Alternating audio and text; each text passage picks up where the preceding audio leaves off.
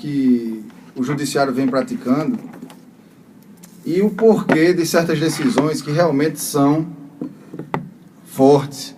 São decisões que surpreendem, né? O cidadão comum, a pessoa que está na sua casa, né? Então eu não vejo problema no magistrado sair do seu gabinete e publicar a decisão e vir a público dizer o que fez, por que fez e qual a sua intenção em agir dessa forma. Por que então a penitenciária foi interditada? Veja, Sidney, eu poderia aqui, sem nenhum exagero, passar a tarde inteira falando dos problemas que existem na penitenciária estadual do Seridó. Mas vamos fixar, vamos deter as nossas principais atenções nos pontos mais graves. Existem presos hoje, lá no presídio, mais de 300 pessoas. Mais de 50 agentes penitenciários trabalham lá. Mais de 3 dezenas de policiais militares também trabalham lá. Lá existe, de mais urgente, de mais gritante, um surto de tuberculose, que, além de afetar a saúde dos presos, já afetou a saúde de pessoas que lá trabalham, ou seja, que não são presos, são trabalhadores, pessoas que exercem as suas funções, que sustentam suas famílias com o emprego e com a contribuição que dá a toda a sociedade. E o que é que ocorre? No dia a dia, lá, acompanhando, fiscalizando, conversando, o que é que eu percebo? As pessoas que lá trabalham, a diretoria, os agentes penitenciários, eles são pessoas que têm toda a boa vontade de fazer aquilo ali funcionar. Entretanto, Sidney, o Brasil, ultimamente,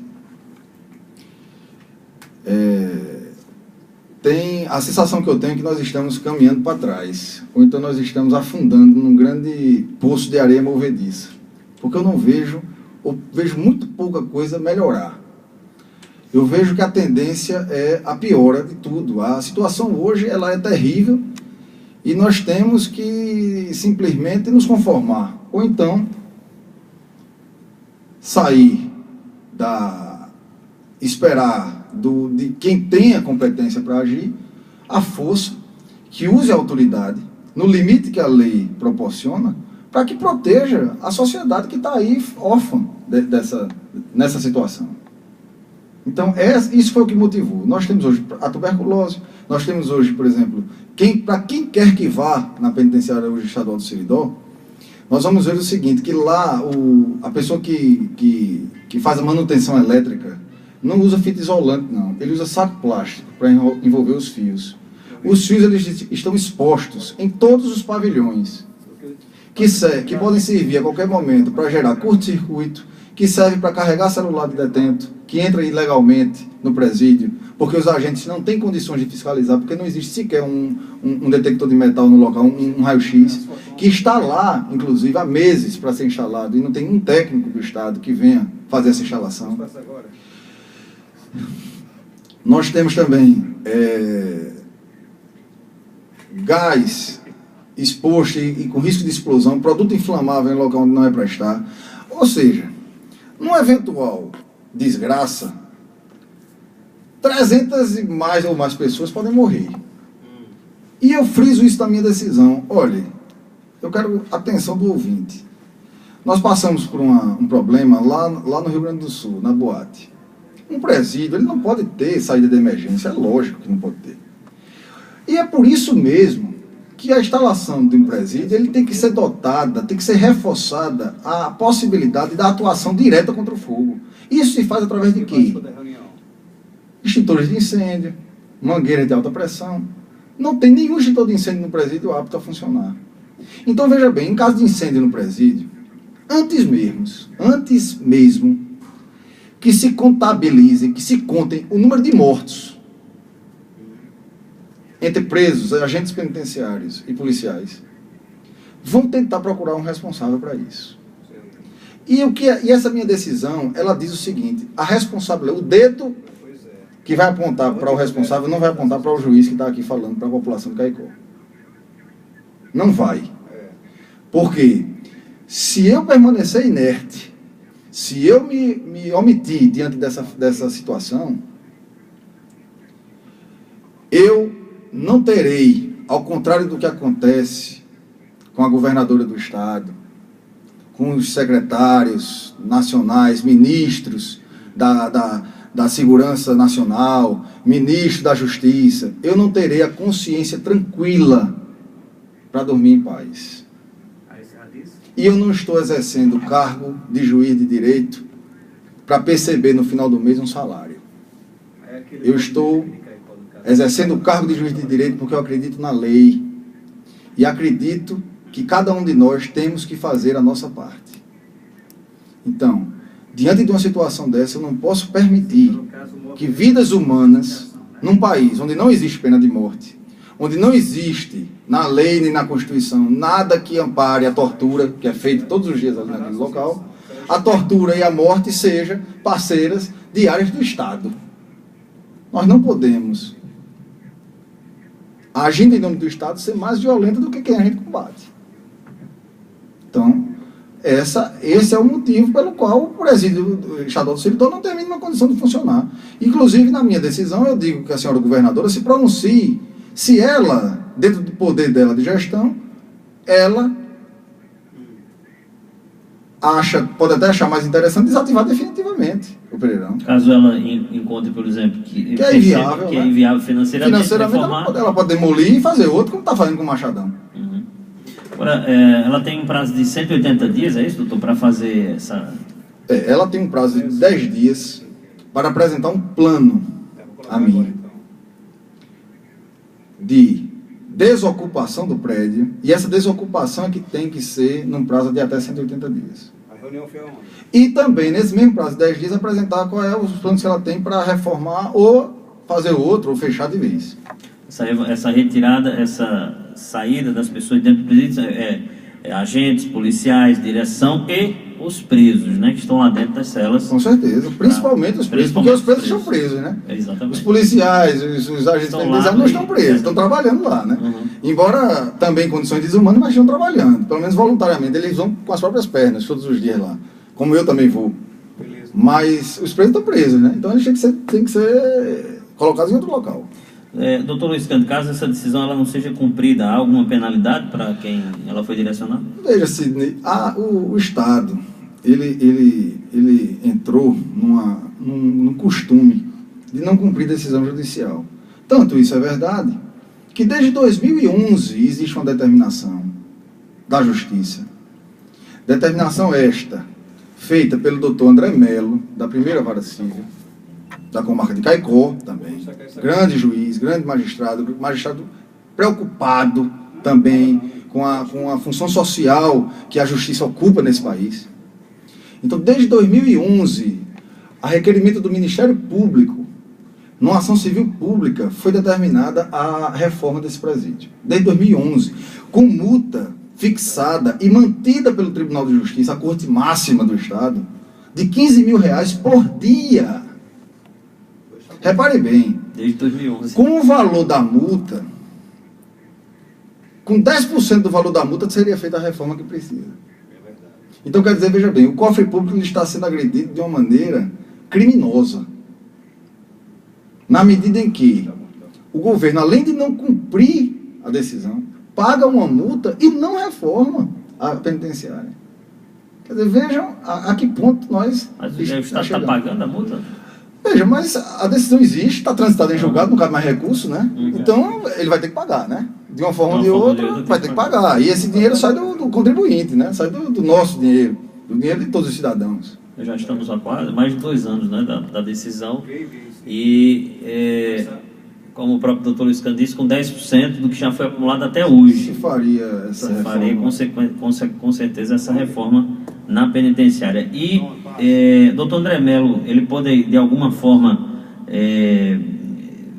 rever essa situação aí, ou sentenciar de novo? Olha, eu encaminhei ao doutor André Melo a minha decisão de ontem. Eu encaminhei ao doutor André Melo, encaminhei à presidência do tribunal, à Corregedoria de Justiça, ao Conselho Nacional de Justiça, ao ministro Joaquim Barbosa, a Procuradoria-Geral da República, em Brasília, a governadora, pessoalmente a governadora, né, porque eu acredito que ela, como gestora, é a principal responsável por sanar essa situação. A atribuição é dela, para isso é que existe um governador do Estado, para fazer a gestão do Estado, né? Não sou eu que posso ordenar essa despesa, porque se dependesse de mim eu já tinha mandado fazer há muito tempo. Enfim. Agora, pode até ser que essa decisão, ela seja até reformada por alguém, por outro juiz de uma instância superior a mim. Pode até ser. É como eu digo, essa preocupação eu não tenho. Porque a minha preocupação é mostrar à população que eu tenho o dever de servir, que eu não estou omisso. Embora eu não possa fazer tudo o que eu queira. Né? Nós temos uma ordem legal de coisas, e que essa minha decisão ela pode ser revista por um desembargador, por um ministro do Poder Judiciário, e pode até ser revogada, inclusive. O que eu estou querendo mostrar é o seguinte: claro que pode ter, existem divergências de opiniões, pode até alguém achar que eu estou errado, lógico, isso faz parte do processo democrático e dialético típico de um processo judicial. Agora a questão é que eu estou agindo de acordo com a minha consciência, com os deveres que eu acho que o cargo me proporciona e que me obriga a fazer. Não é uma questão de querer, é uma questão de ter que fazer, para ficar justamente em paz com a população que me serve e que me rodeia. Existe um laudo do Corpo de Bombeiros, né, doutor Liscando, que mostra a realidade, a situação real do presídio, né? Inclusive eles apontam em letras garrafais que o presídio é uma bomba relógio. O presídio de Caicó, Sidney, lá no Ceará, meu irmão é defensor público lá no Ceará, tem uma gíria que ele chegou aqui numa visita que me fez, ele disse, é uma bomba chiando. Sabe aquela bomba que você pega na mão, ele tá... Sabe? Pronto, é o presídio de Caicó, é uma bomba chiando. Pronto. E aí ela tem que estourar na mão de alguém. Não vai ser na sua. Não vai ser na minha. Doutor Liscando, houve já hoje pela manhã algum contato, por exemplo, do governo do Estado com o senhor, com o seu gabinete, a Secretaria Criminal, eles dizendo que vão se mobilizar de alguma forma, se vão recorrer, se não vão, ou estão em silêncio até agora? Não, até o presente momento eu não recebi nenhum tipo de contato. O que eu queria, e venho aqui à imprensa local para destacar, que eu acho muito importante, é o seguinte: nós temos que ter em mente que, como eu disse no início da minha fala, o Brasil hoje vive um momento muito difícil. Nós temos hoje um setor da imprensa, assim como tem, né? Setores ruins existem em todo tipo de carreira, de profissão e de atividade. Em todos, sem exceção. O que existe é o seguinte: haverá, de certo, haverá, com certeza haverá, e aí é isso que eu quero deixar muito claro para a população de Caicó. Há uma tendência perversa de se resumir toda essa nossa discussão àqueles velhos jargões, né, desumanos, de que bandido bom é bandido morto, direitos humanos para humanos direitos, tem coisas desse tipo, absurdos, né, desse tipo. E eu, analisando essa situação, é preciso que a gente perceba e enxergue o problema sob uma outra ótica. Assim, né? Não se trata, vejam bem, não se trata aqui de simplesmente, o que eu estou falando aqui não é simplesmente dar um conforto ao preso, não. Eu não quero botar ar-condicionado nas celas. Eu não estou reclamando aqui porque o preso não tem água gelada, não. O que eu quero que a população enxergue é que nós temos que inverter o ponto de vista do problema, de como a gente enxerga esse problema. Nós temos que sair de um lado e vir para o outro. Vejam bem, quando a gente, em gestão, aí eu digo inclusive isso na minha decisão, a gestão, ela é toda intrincada. Uma coisa sempre interfere na outra, certo? Nós temos como um dominó ou um castelo de cartas.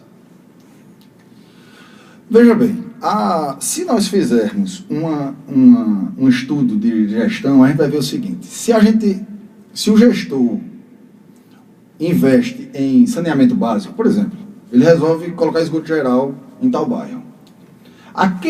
Aquela obra de esgoto geral que ele está fazendo ali naquele bairro gera um impacto na saúde pública. Porque as casas onde tem esgoto geral, as pessoas adoecem menos e precisam menos usar o hospital. Quando a gente investe em fiscalização de trânsito, por exemplo, a gente também tem uma economia na saúde pública, porque tem menos pessoas acidentadas e menos pessoas utilizam o hospital para cuidar de traumas.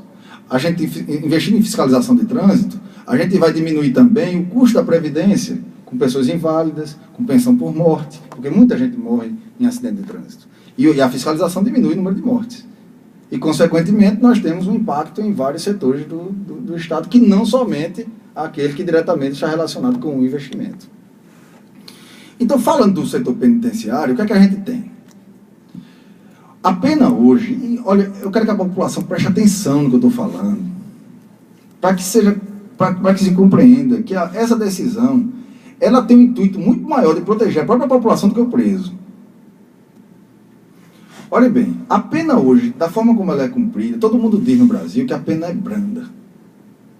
Que é brando. Todo mundo fala. Eu acho que isso aí é unanimidade. De tanto eu ouvir isso, eu já estou começando a querer acreditar que é mesmo, mas não é não. Reparem bem. A pena no Brasil, hoje, ela é cumprida somente por requisitos objetivos. Como é o requisito objetivo? Existiu aquela situação, o direito é esse. Não existiu a situação, não tem direito. Por exemplo, um indivíduo é preso, condenado a 20 anos, ele cumpre 1/6 da pena, vai para o semiaberto. Tá certo? Esta é a forma como ela é cumprida. Só que a lei, ela diz assim, que para se chegar ao regime semiaberto, o indivíduo tem que ter um exame para que se saiba da periculosidade dele. Exame criminológico. O exame criminológico. Porque, veja bem, se o indivíduo está lá, mesmo que ele tenha passado 1/6 da pena, mas se ele adquiriu, se ele ficou louco na cadeia, por exemplo, ele desenvolveu uma esquizofrenia na cadeia, ele virou um psicopata na cadeia, ele não pode ser solto, ele não pode ir para o regime semiaberto, porque ele tem que se tratar. Aquela pena pode, inclusive, ser convertida em medida de segurança, que não tem nem data para terminar, ele pode passar, inclusive, o resto da vida preso. Mas como é feito hoje? Nós não temos hoje nada, nenhuma condição. Então, nós estamos dentro de um ciclo. Não adianta falar que o preso que matou o cidadão na semana passada, esse aí só vai passar 3 anos preso. Não interessa. Porque quem matou alguém há 3 anos atrás está saindo hoje. Então nós temos que ver que isso é uma linha de produção. Nós estamos criando, o Estado está, dentro do sistema penitenciário, fabricando marginais. Fabricando as pessoas que estão em liberdade, assaltando e matando. Porque justamente não oferece condições para que o Estado juiz avalie a situação individual de cada preso e subjetive a execução penal. Ou seja, eu não vou colocar em liberdade uma pessoa que não tem condições de estar em liberdade, mesmo que ela cumpra 1/6 da pena. Eu não sou obrigado a colocar, não, em liberdade, não. Mas no sistema atual, onde não existe nada, eu tenho que colocar. Porque eu não tenho como fazer um exame criminológico para provar que o indivíduo é perigoso. Porque o Estado não dá esse serviço, não presta esse serviço. A população não é o preso, é a população. Então veja bem, o que é que a gente tem hoje? Existem pessoas presas, hoje, que não têm condições sequer de estar presa com outras pessoas. Imagine isso na sociedade. E o Estado não tem condições de avaliar, de fazer justamente essa separação. Está todo mundo misturado. Pessoas que merecem chance, pessoas que não merecem, pessoas que não podem estar porque são doentes mentais, são pessoas que são perversas, pessoas que não sentem culpa, pessoas que matam uma pessoa como quem mata uma formiga. E essas pessoas a gente não consegue diferenciar.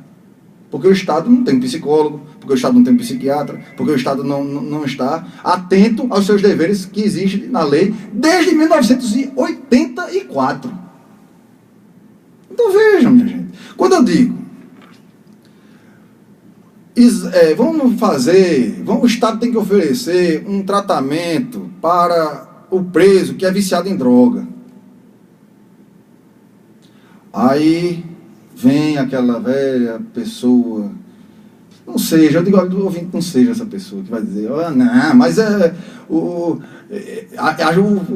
quem está solto não tem esse tratamento. Mas entendam, a partir do momento que o indivíduo está encarcerado, nós temos que tentar, pelo menos, oferecer uma ferramenta para torná-lo melhor, mas não é só por ele, não. Porque o indivíduo viciado, quando o Estado oferecer para ele o tratamento, o Estado vai estar salvando, é verdade, a vida dele próprio, do preso, vai estar melhorando a vida da família do preso, mas vai estar também evitando que esse preso, uma vez solto, mate em busca de R$1 para comprar uma pedra de crack. E quem é que ele vai matar? Ele vai matar o meu filho, o seu filho que está me ouvindo aí, eu mesmo, talvez. E mata mesmo, né? Mata até o pai. Mata mesmo. Então vejam bem a situação qual é. Então vamos analisar sobre o nosso ângulo, o prisma da sociedade, o nosso bem-estar. Eu quero a minha rua mais segura. Eu quero a escola do meu filho mais segura. Para isso eu preciso o quê? Dar tratamento de dependência química ao preso, que está ali no Pereirão. Eu preciso dar uma chance a ele de trabalhar.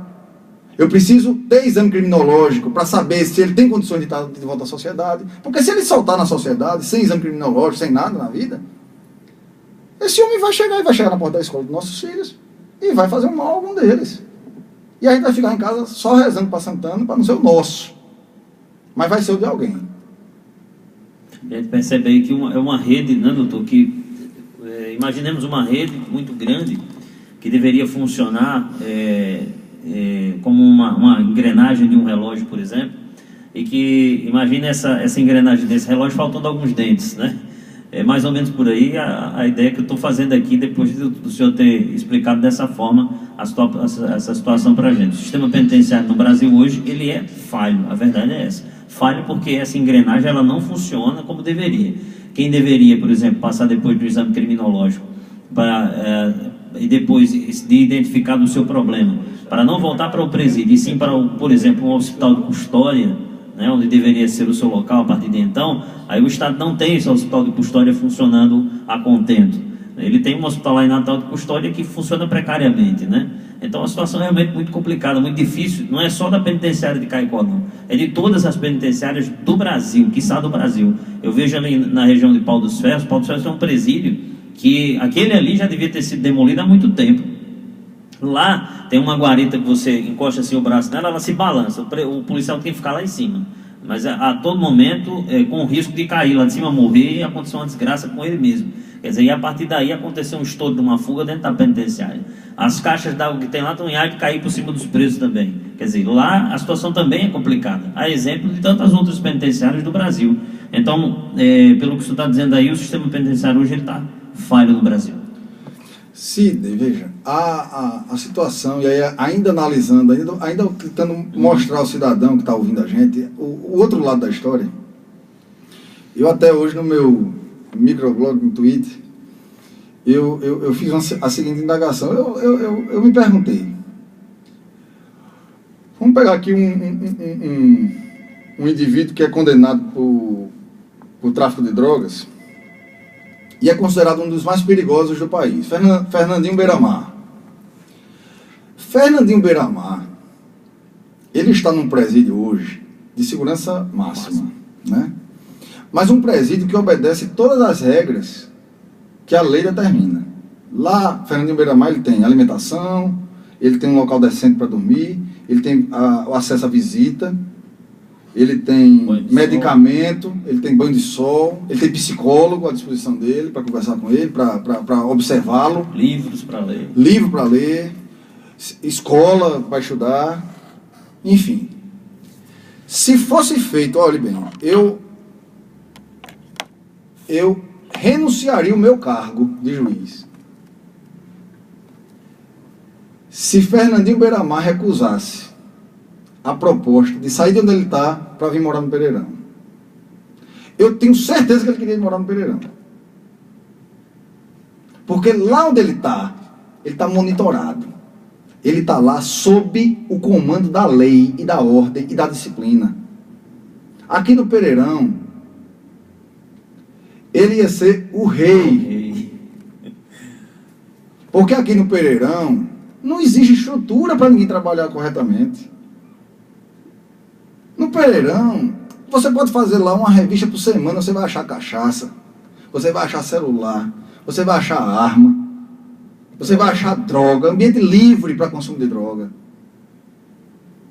Você imagina uma pessoa como Fernandinho Beiramar dentro do Pereirão. Soltava ali 400 mil para os presos.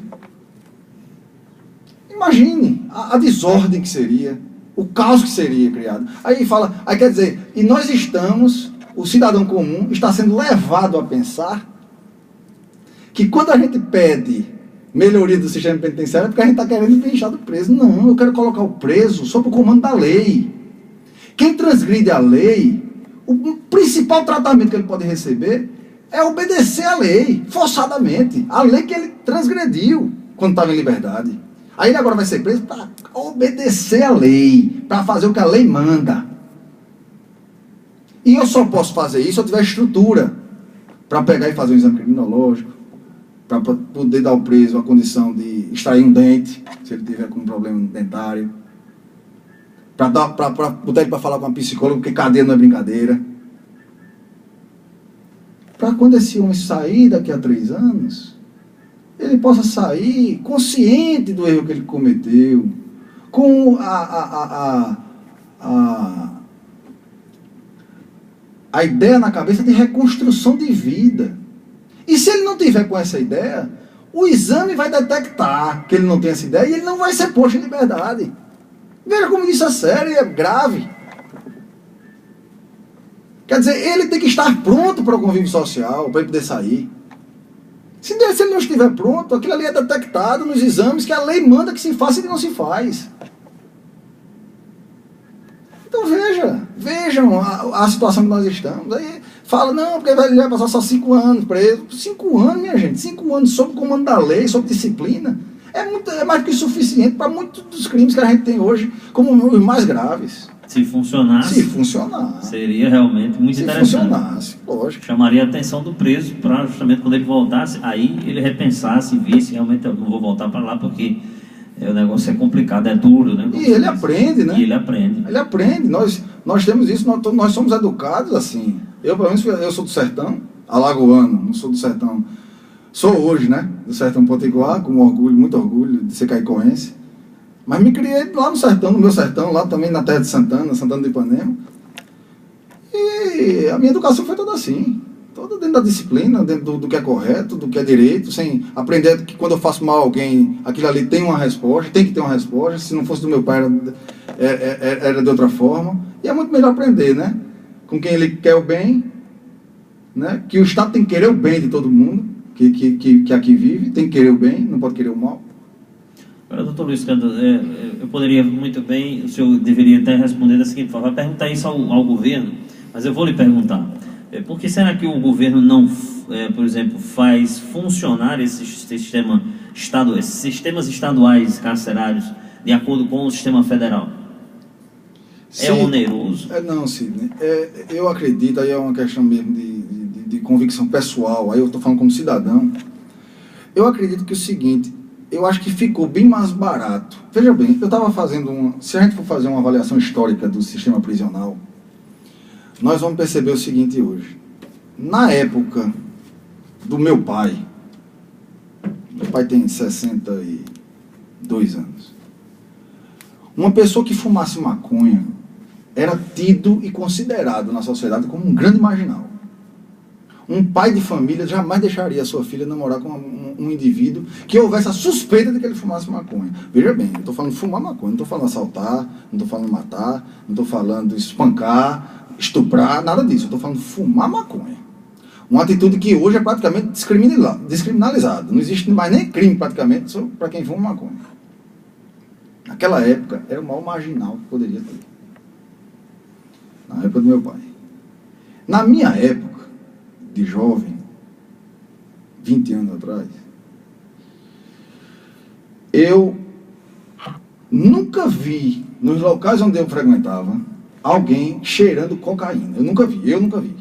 Eu nunca vi ninguém cheirar cocaína. Eu conheço a cocaína porque sou obrigado a fazer cursos e para conhecer a droga, até para julgar as pessoas que estão envolvidas em processo. Então nós somos obrigados a conhecer a droga, saber os pormenores, das consequências dela, fazer um estudo do que ela causa no psique humano, mas não que eu tenha experiência de qualquer amigo meu envolvido em cocaína, viciado em cocaína.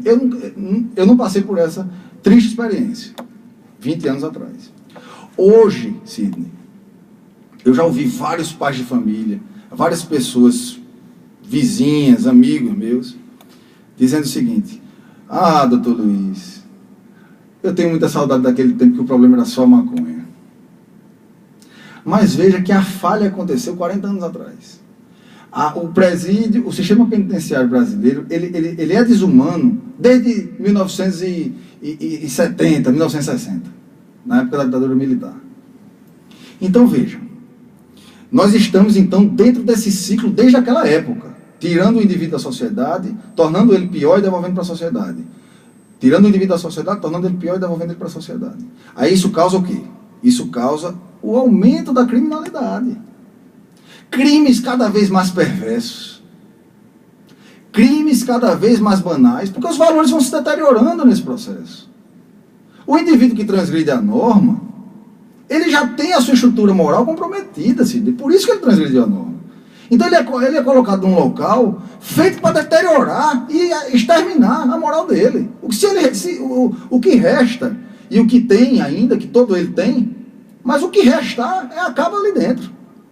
Então nós estamos agora, ainda dentro desse ciclo, nós não conseguimos quebrar esse ciclo. Então veja bem, será? Aí eu me pergunto, aí eu deixo essa interrogação aí para quem está me ouvindo. Será, meu Deus, que daqui a 30 anos nós vamos ter saudade da época do crack? Será? E se sim, porque a coisa só tende a piorar, ou a gente quebra o ciclo e enfrenta o problema de frente com coragem, com determinação, ou isso vai acontecer, o ciclo vai se perpetuar e cada vez mais as coisas vão ficando piores. E se a gente realmente for sentir saudade da época do crack, o que é que a gente vai estar enfrentando nesse dia? Aí, meu amigo, só Deus sabe. Vamos pedir sabedoria a Deus, vamos pedir paciência e proteção, porque a coisa do jeito que está, como é que pode piorar? Mas eu já aprendi nos meus 10 anos de magistratura quase, eu já aprendi, o cidadão não se iluda, não há nada tão ruim que não possa piorar. Sempre tem como piorar. Então, será que um dia a gente vai ter saudade dessa época do crack? Porque o crack, eu já vi pai matar filho, filho matar pai, famílias esfaceladas, ausentes de qualquer compromisso com a religião, com os valores morais da sociedade. Isso para não falar de sentimentos fraternos que são inerentes a toda pessoa humana, que esteja em seu estado puro. Então, será, Sidney, que a gente vai ter um dia uma situação pior? Tá com a bexiga, viu? Mas fica aí a indagação. Doutor Luiz Cândido, muito obrigado por sua participação com a gente hoje aqui no Comando Geral. E vamos ver aí as repercussões dessa decisão lá por Natal. Daqui a pouco a gente vai tentar o contato com o secretário da SEJUC, né, para ver o que é que eles decidiram, se realmente essa reunião que estava tendo agora era com relação a isso. A informação que eu tenho que sim. Vamos aguardar para ver aí nessas próximas horas, doutor Luiz Cândido. Bom, eu quero finalizar também, Sidney, dizendo até que, até me excusando de ter dado um ar de emoção até na minha fala, porque realmente isso é uma situação muito difícil. Isso representa, uma decisão dessa representa para mim um grande esforço pessoal, isso existe um grande custo profissional, para mim, me expõe e me tira de uma situação de relativo conforto pessoal e me coloca praticamente no olho de um furacão, né? Mas eu quero dizer à população de Caicó que acreditem no fato e na verdade de que o juiz da vara criminal está 100% comprometido com o bem-estar de Caicó e fará tudo o que for possível, agradando ou desagradando quem quer que seja, inclusive até mesmo a própria população, se for necessário, mas sempre fundamentando minhas decisões e sempre com a boa vontade e com o intuito de querer acertar, de fazer o que é melhor, do que é necessário fazer. E, por fim, eu só peço que Deus abençoe a todos os caicoenses e coloquem a gente iluminem a cabeça de quem controla as canetas, as principais canetas desse país, que não é com certeza a minha, mas iluminem as mentes desses governantes, dessas autoridades, para que tenham a sensibilidade, que possam observar a coisa da forma como ela merece ser observada, e que não esqueçam o seguinte, que todo preso tem uma família, todo preso tem mãe, todo preso tem filho, e a sociedade também merece ter sob controle, sob sua autoridade, sob o comando das leis, os presos. Os presos, eles têm que estar submetidos a esses direitos, ter acesso a esses direitos e também a todas as obrigações que a lei traz, que são muito maiores as obrigações para quem está preso, é lógico que não podem ser diferentes. Então é isso, eu passo essa mensagem aí final de fé, de luz, peço ao caicoense que se tranquilize em relação ao magistrado que eu estou todos os dias trabalhando por Caicó. Eu tenho certeza, e falo aqui também em nome do Dr. André Melo, que é um homem decente, um homem correto, um homem de bem, que também procura acertar e que também está engajado em toda essa situação, lá nos problemas da vara civil, com grande demanda também, uma demanda sobre-humana, mas que nós estamos aí trabalhando para que alguma semente seja plantada para o bem e que daqui a 50, 100 anos a gente possa deixar essa semente para meus filhos, para meus netos, de todo mundo que me ouve. Muito obrigado, meus amigos. Muito bem, conversamos com o juiz Luiz Cândido Vilaça, da Vara Criminal da Comarca de Caicó, das execuções penais, e que ontem à noite, em decisão,